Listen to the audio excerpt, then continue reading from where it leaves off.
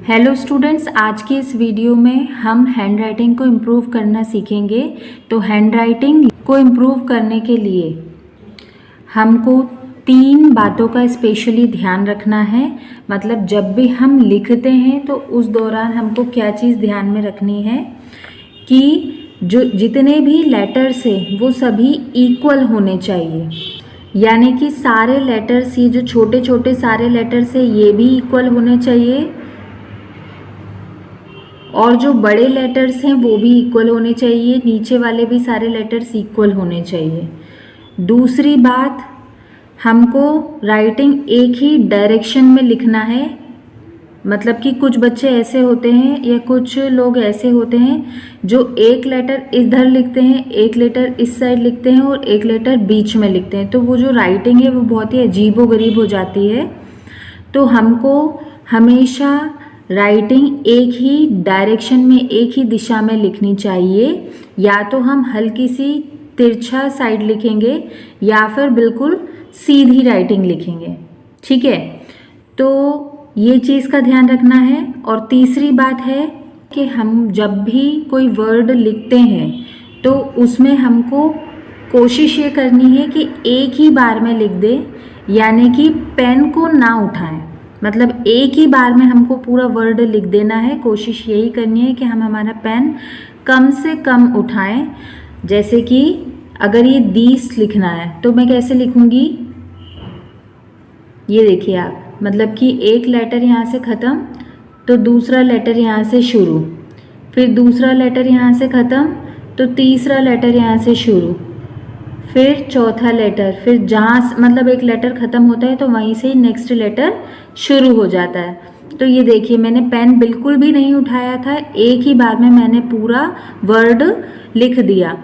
और बात आती है कि अगर जैसे टी है तो इसमें यहाँ पर डंडा लगाना है, या फिर आई अगर आता है बीच में तो आई में बिंदी लगानी है, तो वो हम पूरा वर्ड कंप्लीट करने के बाद में लगाएंगे। मतलब बीच में ऐसा नहीं लिखेंगे पहले ये लिख दिया फिर टी लिख दिया फिर ऐसे करके एच कर दिया, तो क्या होता है कि हैंड राइटिंग बिगड़ती है। तो हमको एक ही फ्लो में पूरा वर्ड लिख देना है। तो ये 3 बातों का हमें स्पेशली ध्यान देना है जब हम अपनी राइटिंग लिख रहे होते हैं। मतलब जब भी हम कुछ लिख रहे होते हैं तो हमको ये 3 बातों का ज़्यादा से ज़्यादा ध्यान रखना है। इससे हमारी राइटिंग काफ़ी अच्छी लिखाएगी। और कोशिश ये कीजिएगा कि जब अपनी राइटिंग सुधारने के लिए जब आप शुरुआत करेंगे तो शुरुआती कुछ दिनों में आप 4 लाइन की कॉपी का यूज़ करेंगे।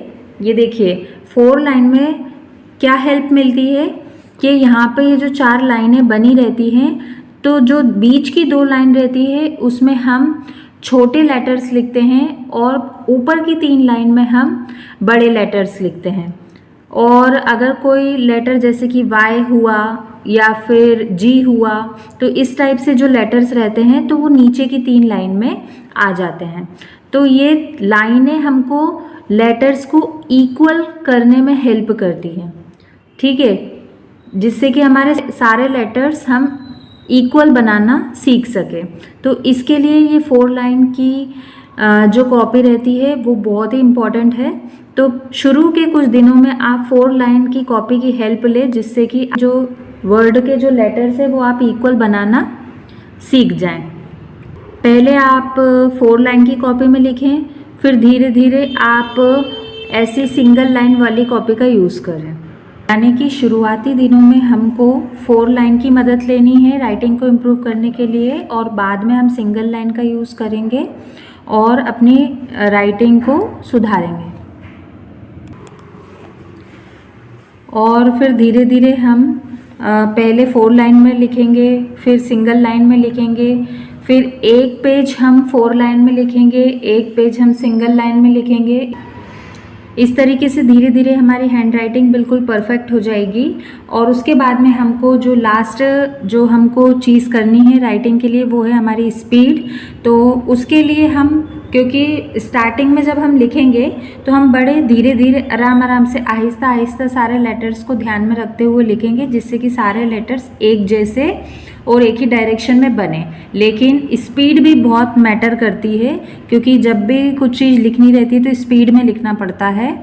तो उसके लिए हम फिर टाइमर सेट करेंगे, मतलब कि हमारा टाइमर हम सेट करेंगे कि 10 मिनट में हमको एक पेज भरना है या 7 मिनट में हमको एक पेज भरना है। इस तरीके से हम हमारा टाइमर सेट करेंगे और हमारी स्पीड को इम्प्रूव करेंगे। तो आपको ये वीडियो कैसा लगा प्लीज़ कमेंट सेक्शन में टाइप करके ज़रूर बताइएगा। और अगर वीडियो अच्छा लगा है तो प्लीज़ वीडियो को लाइक कीजिए, चैनल पर नए हो तो चैनल को सब्सक्राइब कीजिए और ज़्यादा से ज़्यादा इसे शेयर कीजिए। And thanks for watching.